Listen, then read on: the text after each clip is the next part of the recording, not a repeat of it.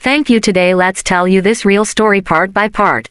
Divided House. The story of the American Civil War isn't just found in the dates of 1861 to 1865, it's found in the letters tucked into the pockets of fallen soldiers and the empty chairs at dinner tables across the North and South.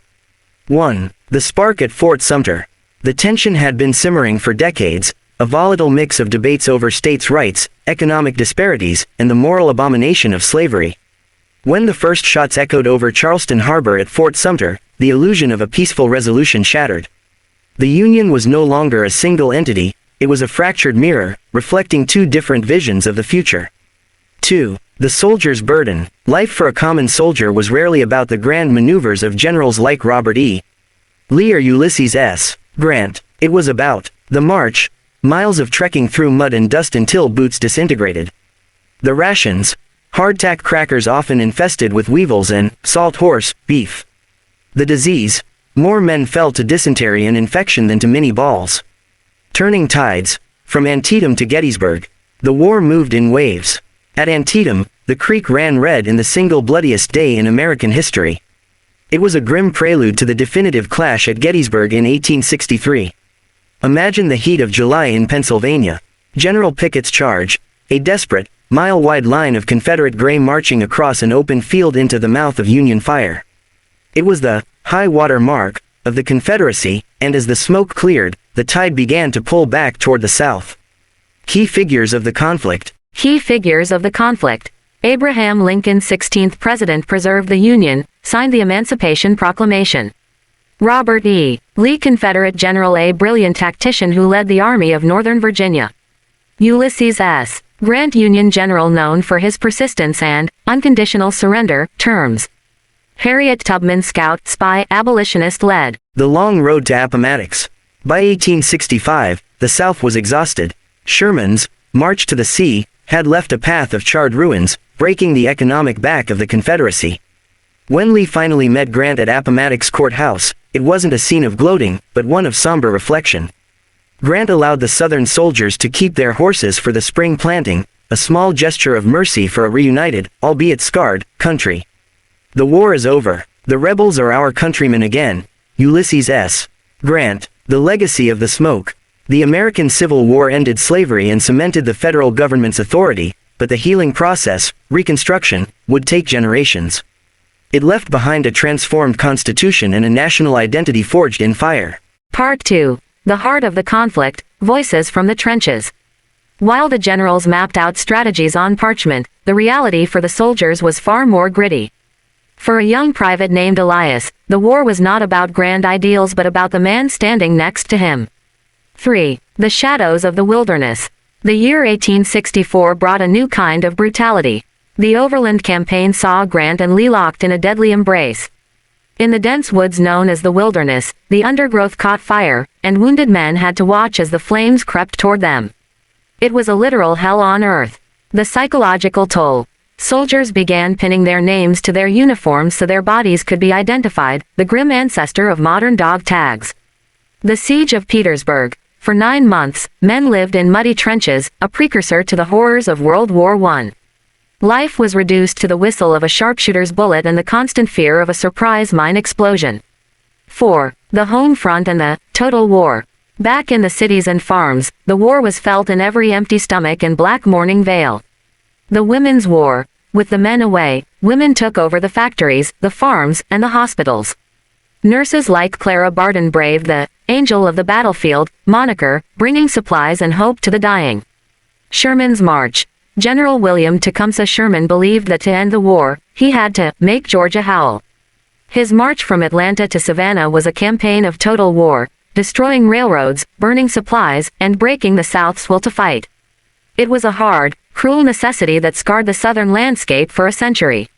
5. The Freedom Seekers. For the 4 million enslaved people, the war was a beacon of hope, but one fraught with peril.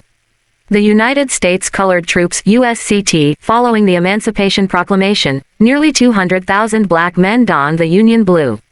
They fought not just for a country, but for their very right to exist as free human beings. At battles like Fort Wagner, they proved their courage beyond any doubt, shattering the racist myths of their detractors. Part 3. The Final Sunset at Appomattox. By April 1865, the Confederate capital of Richmond had fallen.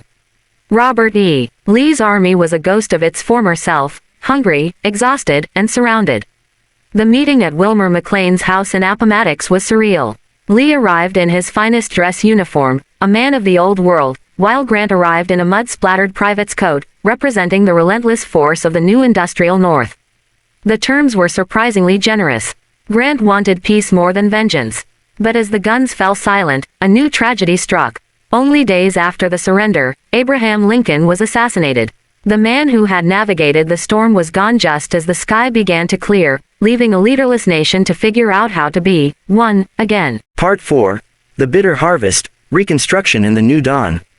As the thunder of the cannons finally ceased, a haunting silence fell over the scarred landscapes of Virginia and Georgia.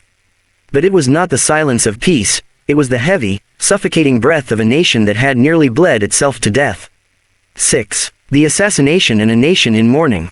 April 14, 1865, was supposed to be a day of jubilation. Washington, D.C. was illuminated with lanterns to celebrate the Union victory.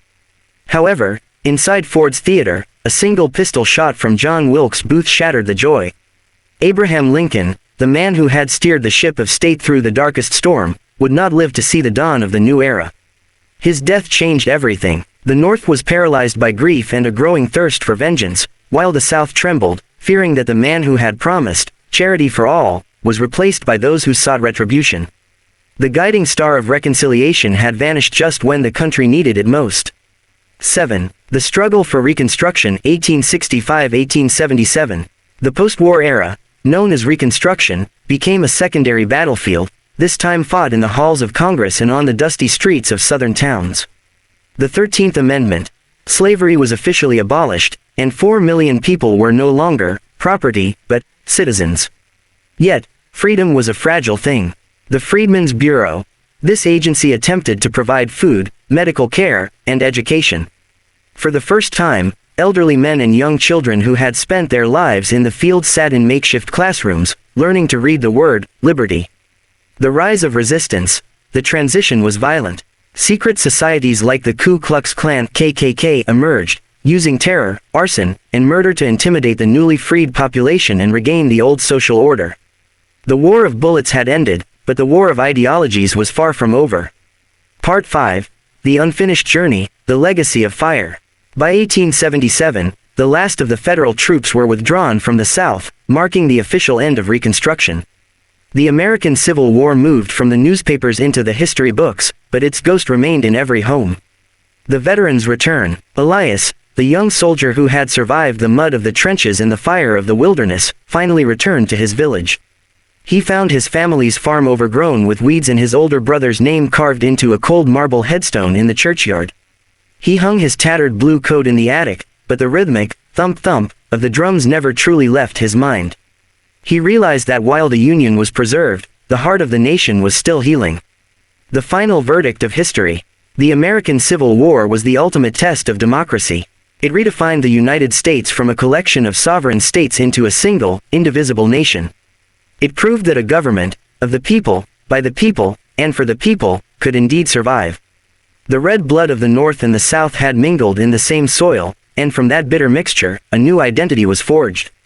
It was a nation no longer defined by the chains of the past, but by the slow, difficult, and ongoing pursuit of a more perfect union.